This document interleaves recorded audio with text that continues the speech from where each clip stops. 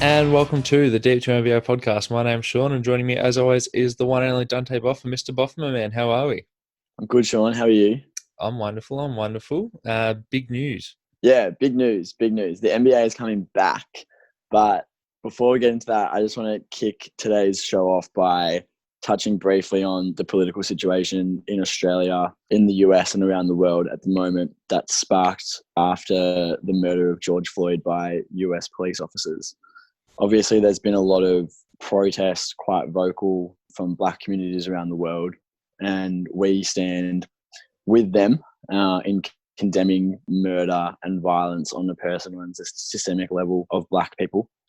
It's really easy to look, as Australians, to look across the Pacific and see America and say, wow, it's really crazy over there. But I think that this is a really good opportunity for us to look to what happens in our own communities and support Indigenous people in Australia, because they face a lot of the same persecution and issues with police and government that Black people in America face. And to the Black people in America, obviously, the NBA is predominantly Black with strong ties to Black culture and Black cities across the world. So the NBA has a lot to do with African American culture, and so obviously they stand with them, and we stand with them too. Well said. And obviously, I stand with everything you say too, Dante. And yeah, without further ado, let's get into it. The NBA, we have a date.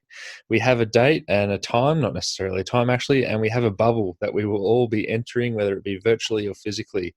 But all but 8 teams. Dante, do you want to run through the particulars of the bubble? This is so exciting that's actually going ahead. So there's going to be, like you said, there's going to be all but 8 teams, a total of 22 teams. So the top 13 in the West and the top 9 in the East will all be invited into the bubble. The way that they've calculated who gets invited is it's every team within 6 games of the 8 seed, so with a realistic chance to make the playoffs, or at least some chance to make the playoffs. Top 13 in the West and top 9 in the East. Each team will play 8 games to determine the playoff seeding. So pretty much 14 of the 16 total playoff spots have been secured. The little wrinkle that we thought we might see has been confirmed, which is a play-in for the 8th seed. So that will be triggered if the 9 seed is within 4 games of the 8th seed when these 8 games conclude. So they'll have someone describe it as pissing distance.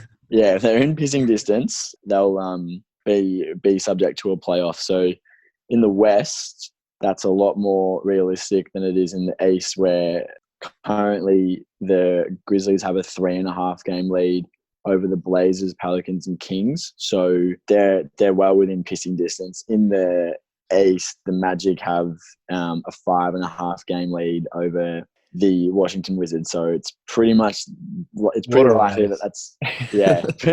that we've got the East playoff order set, or the East playoff team set. But in the West, there's a lot of room for maneuvering if the 9 seed, and it's important to note that even if Portland and New Orleans finish after these 8 games tied in the win column, and they're both 3.5 games back, whoever has the tiebreakers to end up as the 9 seed will be involved in the playoff, and the 10 seed won't. So it's not going to function like every team within 4 games will go into the playoff pool. It'll just be like a 2-team playoff.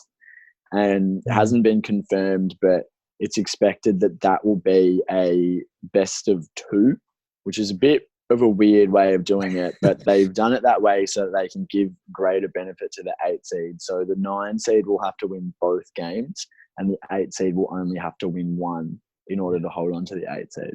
Yeah. And one thing that should be mentioned is because we stopped the season halfway through the season, not everyone is on an even amount of games. So some teams might have played 2 more games or 3 more games or vice versa against another team. So it's going to be interesting to see. We're going to get the final word tomorrow, which is probably when people are listening to this. And we're going to get the final word to whether it matters that your team, let's say your team's got 1 more win, 1 more loss, and you just happen to play 2 more games. Does that mean you automatically edge out the team below you and it's just bad luck? If you've played literally played 2 more games, you're going to have a higher winning percentage, if my math's correct. Yeah, I don't know how they'll do that. They'll have to find some way to standardize it, I'm sure. But are you sure? Seems like it's... Pardon? Are you sure? I am sure. I am sure. I'm positive because it sounds like a pretty equitable solution because you've had guys like Dame Lillard who came out last week and said if there's no realistic chance that the Blazers can make the playoffs, then he's not going to come. He's not Mm, going to play. mm. And what they've done is give all of those teams a realistic chance to make the playoffs. If they've positioned themselves to be kind of in the general hunt in Yeah. the vicinity. So I think that they'll be incentivized to find a way to kind of like flatten the difference in games played because obviously, not everyone's played the same amount of games. I think in some instances there's as much as 4 games difference between the teams that have played, like the total games. I think Yeah. someone like the Mavs have played 67 games, but somebody like the Celtics have only played 64. Yeah. For example, I think there might be one where it's only 63, but I'm struggling to remember who that is. So Yeah, hopefully, fingers crossed that doesn't come up. But if it does come up, that will be a bridge to cross it then. But Dante, the first thing I want to ask you, which is something I don't think you've uttered this word yet in the podcast so far, but your please Phoenix ask me, Sean. Suns, Please ask me. your Phoenix Suns are going to be playing basketball again. So, Oh out of all yeah. these playoff eligible teams, somehow the Phoenix Suns scrape in, despite not making the playoffs since the Marcin Gortat years. So, Dante, how are you feeling knowing that you're going to be able to watch your team and I won't be? Pretty good. I'm not going to lie. So one thing that's really important to note that I didn't say just before was that the finals will probably stretch into October. So I'm clearing my October schedule because I'm fully expecting the Suns to make a run at that 8 seed and then do what hasn't been done for 13 years in the West and beat the 1 seed on the road as an 8 seed. It's going to be the We Believe Suns. Well, it's if you're ever if you're ever going to win on the road and Dikembe Mutombo style grab the ball and cry on the court, it's going to be in the bubble in Orlando with no fans because it'll be absolute hysterics in that stadium. If no one's there to say it, did it really happen? But yes, it will. It will really happen. And this is one thing that I think is really interesting about this whole hiatus is that someone who was ruled out for the rest of the season because the season was effectively lost, like Kelly Oubre, who was diagnosed with a partially torn meniscus. For 3 months is heaps of time to recover from a meniscus, especially if they didn't stitch it back up. Like if they just went in and did a little bit of a clean out, just a little bit of a snip, then he could be fit to play. Kelly Oubre's been our second best player this season, so that's pretty big for these Suns. I'm pretty keen to see what we can do, make some noise. Well, that's what I've written down here. I've got 2 talking points. The first is, I'll get to that in a second, but the second is, this isn't your Frank Kaminsky Suns. This isn't, this is Aaron Baines, DeAndre Ayton, whatever that means. This isn't Dario Saric and Frank Kaminsky trying to go up against the best in the West. You've got your full squad. Yeah, well, we've got our full squad minus Frank Kaminsky, which is maybe why I feel pretty good about our prospects. And my final point there was, since you're not playing Frank the Tank, you might go 8-0, and that's incredible. That's your finals run, But what if you go 0-8? There's probably going to be a rule here where you can't fall too low in terms of lottery ranking. But if you do sort of tank this and you do go 0-8, and same with Washington as well, do you think that the NBA's Board of Governors will vote to allow Phoenix to get better in the lottery odds? Same with all the other teams that aren't going to make the playoffs, or are you going to lock it in as of today? And if you win or lose in this little 8-game mini series or mini season, that doesn't affect your lottery odds. That's an interesting question. I'm not sure because the incentive to in looking at like the lottery system and the way that that's kind of changed over the last few years, the changes in the lottery odds where they've flattened it out for the worst teams is a direct response to the NBA perceiving Sam Hinkie to be kind of like flouting the rules and using them against the league. So maybe if they're saying that these teams in the West, like that realistically like don't have much of a chance to make it. Like I know I'm all bravado. No, the Kings. Don't say Phoenix, man.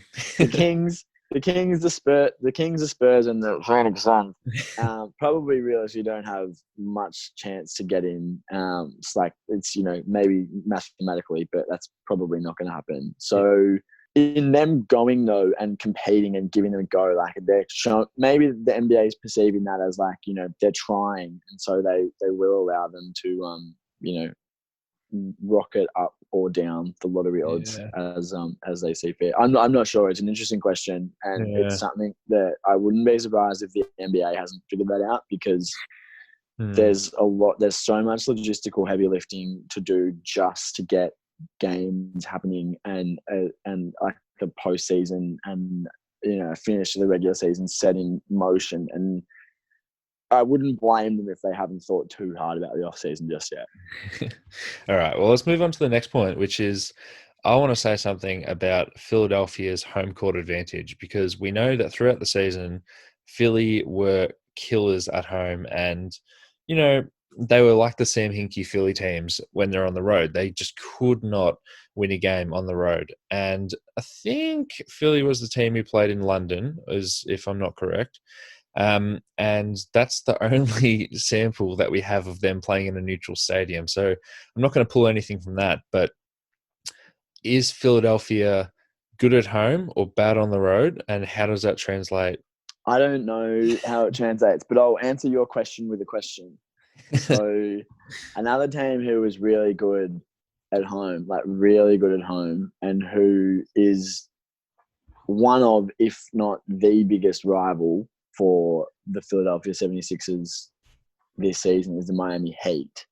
They were also really good at home, and like the Sixers kind of like flubbed the last few games of the season to drop from third to fourth. So here's what I'm kind of picturing. I'm picturing that in the 8 games, Philly will be able to jump the Pacers, who are currently in 5th spot. And I'm envisioning a Heat Sixers 4-5 series in some order, where this entire season we've been saying whoever gets the 4 seed in that matchup and plays with home court is going to win. Like, that's what it's going to come down to. Yeah. But like you mentioned, that's completely thrown out. And Miami is another team where their road record was nowhere near as good as their home record. So are they good at home or bad on the road? Let's find out. This will be the perfect litmus test to figure out which of these teams are actually better, because then they won't be able to say, oh, if we were at home, we would have won. Yeah. Well, it's funny you mentioned Indiana. This is my 3rd point in a row without letting you have a go, but I've got the talking stick right here. It's funny you mentioned Indiana, because when Victor Oladipo came back just for what was the end of the season, he played however many games it was, but he averaged 14 points on 39% shooting, which is not good. And we've talked about Victor Oladipo on this show before, and I'm much higher on him and that one great season that he had. And if he did rush back too early and wasn't fully healthy, and that's why he underperformed this season, is like a rest isn't the worst thing that could have happened. And maybe if they had known, look, I'm not going to go down that rabbit hole, but a rest is good for a guy who's coming off an injury. And if Victor Oladipo can be the fully healthy, slight superstar Victor Oladipo that we know, this could be a completely different Indiana team. So it's easy to say, oh, Philly can jump him, but what if they can't?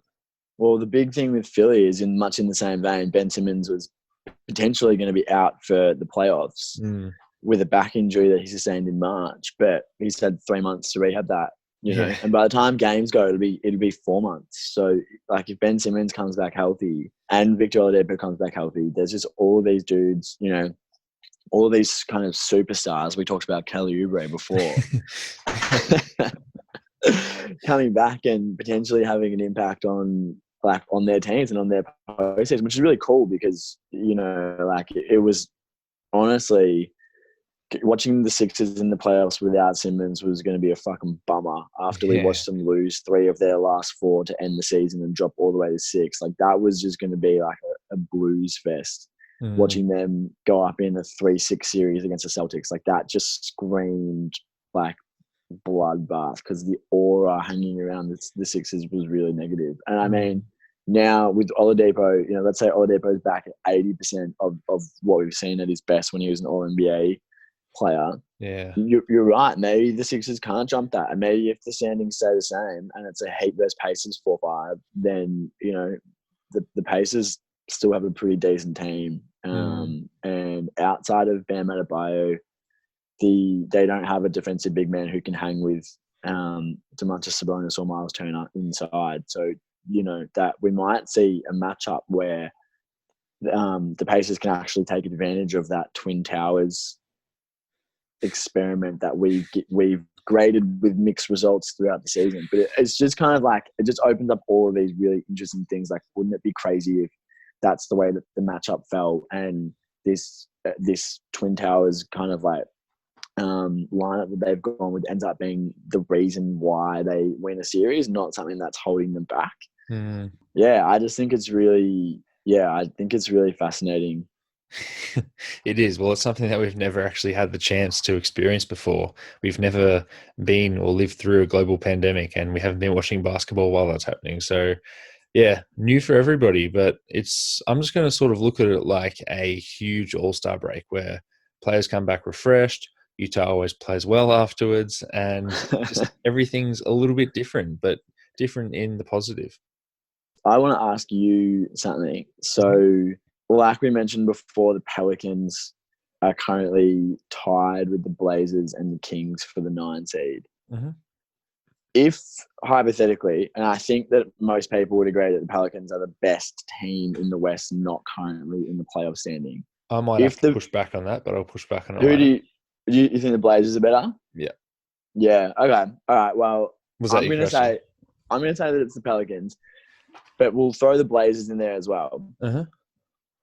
If either of those teams finishes this 8-game regular season within 4 games of Memphis, and they have to beat Memphis twice in a row in order to go through, Memphis has to win 1 game. Who are you taking for the 8 seed in the West? So it's Ja Morant and NBA Jonas Valanciunas versus Damian Lillard with a fully healthy roster with Yusuf Nurkic, Zach Collins, Whiteside off the bench playing minimal roles, Rodney Hood maybe even being back after a season-ending injury, or this New Orleans team that was on a bit of a tear before the league stopped. I'm probably going to pick the field and pick one of those 2 teams to beat the young Memphis Grizzlies. Well, who would you pick? I think I would take the Pelicans. Yeah, Is Jaren Jackson playing? Jaren Jackson was hurt, wasn't he? Yeah, but I don't think that was a long-term injury. Yeah, okay. So it's NBA Valanciunas and the second best shooting big man in the league behind Karl-Anthony Towns. That's nothing to sneeze at. But I do think that going up against Zion going up against Jaren Jackson overall is probably pretty close to a dead heat. I don't know how much advantage there'll be either way. It's a fun matchup. The same with Favors against NBA Valanciunas. The same with Drew Holiday. The same with Drew Holiday against Ja Morant. But the matchup that I think turns it is that the Pelicans have a former Laker playing the 3 who made an all-star game and averages 25 points. And the Grizzlies have Dylan Brooks. And Justice Winslow, who might be healthy as well. Yeah, I didn't even think about Justice Winslow. That's another one that they can throw in there. Well, I feel better about Justice Winslow defending Brandon Ingram than I do Dylan Brooks. Dylan Brooks, Dylan Brooks was one of my Colin Sexton All-Stars where it's I don't know why I like this player, but I really, really do. But when you dig in on Dylan Brooks, you kind of wish that you didn't, because the advanced numbers are pretty ugly, and I don't particularly, if I'm a Memphis Grizzlies fan, Chris Vernon look away. I don't want to see Dylan Brooks trying to guard Brandon Ingram in this little 2-game stretch. Yeah, look, I think whichever team it is that comes into that playing against Memphis, because we're almost guaranteed to play in, I would pick the field than Memphis, but that, Ja Morant could just reach another gear. We haven't seen him in the playoffs because it's his first year. But Dante, can we bet a picnic bar and a boost bar on this, that I pick that Portland are going to be the team to make the play-in, and are you picking New Orleans? Yeah, I'm picking New Orleans. A game behind Portland from the get-go, so they're handicapped. No, they're both tied. They're tied. Oh, They're tied. okay, but They're all on right. even footing. All right, well, I'm going with Portland, and they're probably the least attractive team out of the three teams that we realistically think are in the mix. They've But got the best player though. they do, and the They best have player the best usually player. wins. It's true. It's true. It's really. I'm happy to bet you to take you up on that bet. By the way, but the one thing that I will say is kind of like in your favor. Like it would not be hard to see Dame Lillard do what we saw him do earlier this season, where he went on like a tear, like a 6-game stretch where he averaged 48 points and shot 50% from three. Like I could definitely see it. And none of these teams, I don't think, are good enough to withstand like a barrage like that. Especially another dude who could potentially be coming back, Yusuf Nurkic. If Nurk's healthy, which I think he will be, because he was almost ready for a return at the end of the regular season. In March, April. If Nurk's back, they pretty much, and Zach Collins will be back as well. That's the team that made it all the way to the Western Conference Finals last year. Now, I'm not saying that they were better than Houston or Golden State. I'm not saying they were a top 2 team in the West last year, and all of a sudden it's like, wow, the sleeping giant has awakened. But I am saying if they can get it quickly together, then they're the best team in the field. And they're better than the Grizzlies. They're the best team in contention for the 8th seed. If they can get it together quickly, the benefit that every other team has is that they've been playing the entire season with the lineups.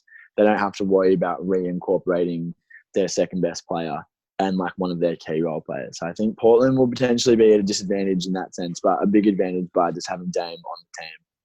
Which is always an advantage. All right, well, let's move on to the other side of the NBA, going to the bottom. So we now know the official lottery odds. So the teams that have the highest odds at the first overall pick are Golden State, Cleveland, and Minnesota. Sneaky Minnesota there with the third worst record. Yep.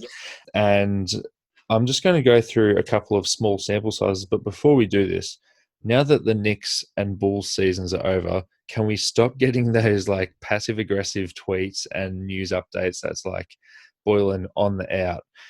Players don't like Boylan, and it's like Thibodeau is potentially a perfect fit if he were to get the role, which he is very much eyeing into. You know, all those reports that we're getting in the last couple of weeks that are just every different possible way to say that Tibbs is going to be the next coach. It's like when Woj did his first draft for ESPN, and they were like, you can't tweet the pick before it's happened, and he was like, this team is strongly interested in player X 1 minute before they took the same player. It's exactly like that. Yeah, I mean, I'd be really happy if people stopped talking about Tibbs and the Knicks in the same sentence. I'd be stoked if that was the case. Well, I hate to break it to you, but you got 3 more years of it. But all right, going on to the small sample sizes. So Andrew Wiggins played 1 game with Steph Curry. So again, pretty good game though.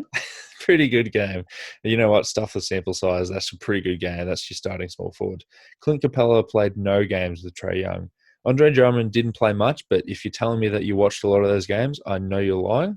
And Karl Towns and D'Angelo Russell have never played defense together. So a lot of these sort of duos and partnerships that teams are invested in and wanting to know what it looks like for the future of their franchises, they are going to have to wait a while, which is going to be a loss of information, which is probably going to hurt.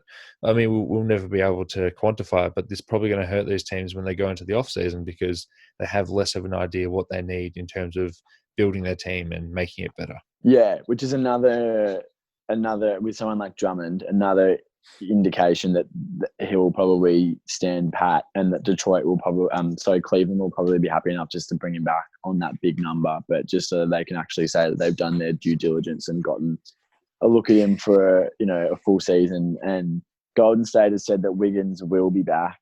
Take that with a grain of salt, because if a big trade became available, then and his salary is the kind of the perfect. We talked about this last week. His salary is kind of the perfect number for getting a big player they could attach to their first round pick or Minnesota's first round pick next year with Wiggins to swing a trade for someone.